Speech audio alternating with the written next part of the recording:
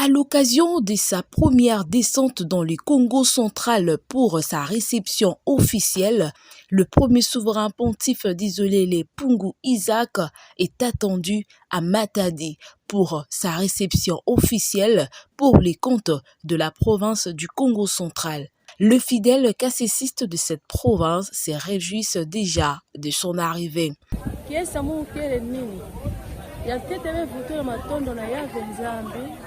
Na diambo ni sala kadi nyonso na salama na ino mbikudi ya katuka kana ya venzango na kukuiza premier souverain pontif yake kiese mingi na betu bakasesiste nyonso ya Congo central betu vuto matondo mingi na kukuiza na yandi wangia uzabuedila betu mingi na mekondo kati na betu na mbamiela na betu ya venzambe ni vonda na yandi anguza pesa betu le mefona to mona dia kiese pona Congo central beteke vingida na kuila mingi lokola ya venzambe zo boxla betu diambo ngo en tout cas bete na kiese mingi kana kati na betu te futula pe matondo na ya venzambe ya diambo ndezo sala kati na betu tozali toujours ko la kisa to ko témoigner esengo na biso tozana ngo.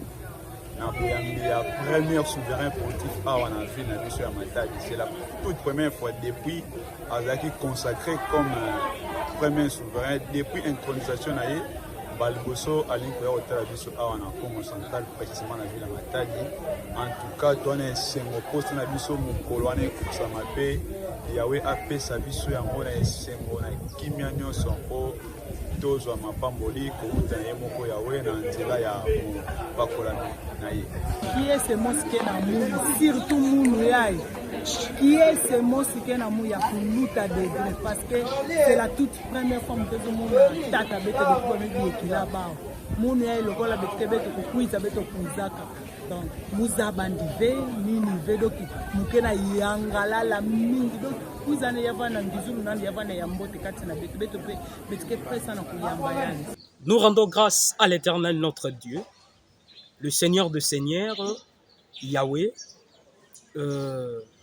pour avoir donné l'initiative au prophète de l'Éternel d'Isoler les Pungu fils de Isaac, de oindre le premier souverain pontife qui va effectuer le déplacement de la ville de Kinshasa pour la ville de Matadi, toujours pour l'avancement de l'œuvre de l'Éternel.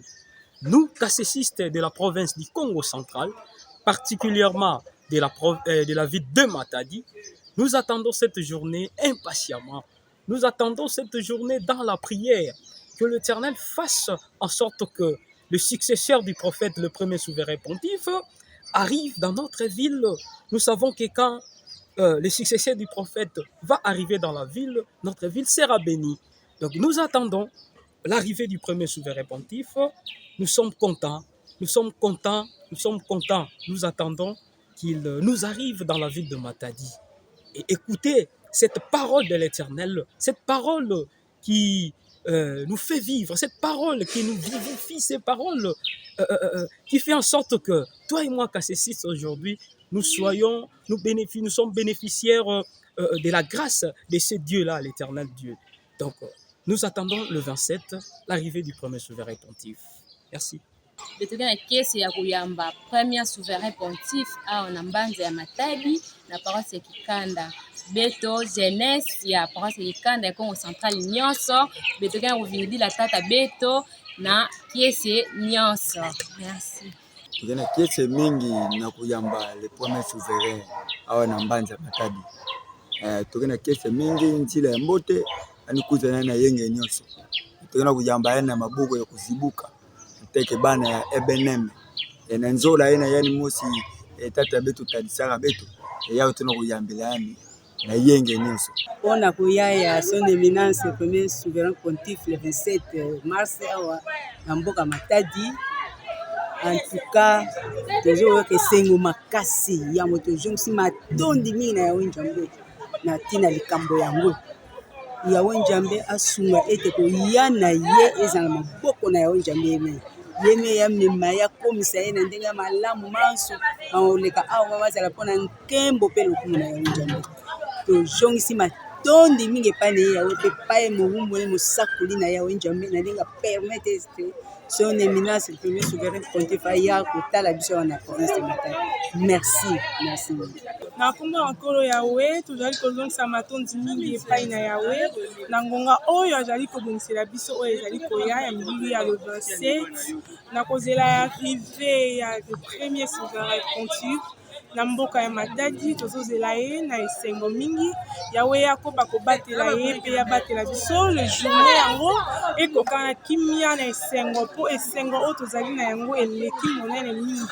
Nous avons l'immense joie de kozela le premier souverain pontife kati na province na biso ya Congo central succès tosengi mpena yawe nzambe asila kozala na molulu nango le 27 wana totiki na maboko ya yawe mpe biso na paroisse ya Mikanda nous la Jebenen paroisse de Mikanda toza vraiment prêt ya kozela mokitani na mosakoli na yawe po ete soki akiti kati na paroisse na biso ezali mapamboli mingi.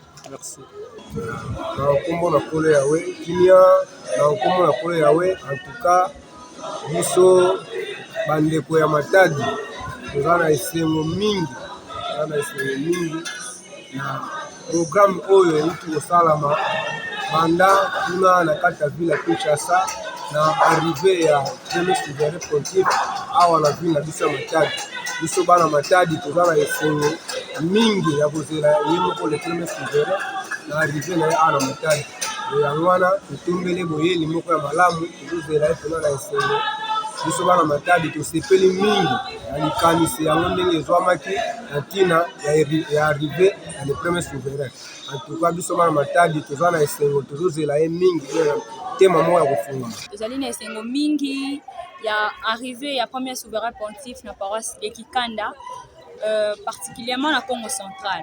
Donc tozozela premier souverain pontife na esengo nyonso eza lipamboli mpona biso bana surtout bana Congo central toyokaka kaka premier souverain pontife ezala pour la première fois tomona ye tozozela ye vraiment na maboko ya kofongwama na esengo nyonso ya wakumisama. Merci. Toki na kiese mingi ya kovingila premier souverain pontife na ville ya beto ya Matadi na ya obeto nyonso toki motive na kovingila ngiuzulu nani na ville ya Matadi. En tout cas toye kuwaka malongi na télévision na YouTube kasi tomona tebaka TV chasse komona ni play. En tout cas lokola kuizila beto tomeza bange kuizila beto lusaku munu ya ngolo penge bikila beto ina ya venzami ke bongisa samu na kubikila beto na ville ya Matadi. Merci beaucoup. Pona koloba milulu ya le 27 pona arrivé ya premier souverain pontife mokitani ya tata vraiment tozali kozela yango na mposa. Tozali kozela yango na mposa yawe akoka kokokisa yango po ete vraiment biso bana ya Congo central toza pe na besoin ya komona premier souverain akoka kokita kati na mabele na biso ya Congo central précisément awa na ville de Matadi. Donc tozali kozela ye na maboko ya kofungwama yawe a continuer apesa ye santé malamu po ete mokolo yango akoka kokomela biso. Toza na esengo makasi ya koyoka arrivé à premier souverain pontife na Matadi na Congo central. Vraiment c'est la première fois tondisami na sai tondisami na esengo tozozela ye vraiment à bras ouverts. Tika ete yawe nzambe na nguya nyonso apesa ye santé apesa ye disponibilité po ete akomela biso na mboka Matadi.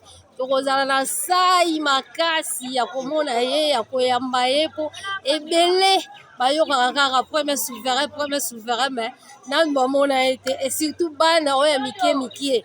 Donc tozozela ye vraiment na posa mingi posa makasi ya wakokisela biso mokolo wana toyebi ke vraiment kozala nkembo lokumu mpe masanjoli na yawe apesa ye ebele po tozozela ye vraiment na posa ya wakokisela biso vraiment matondi.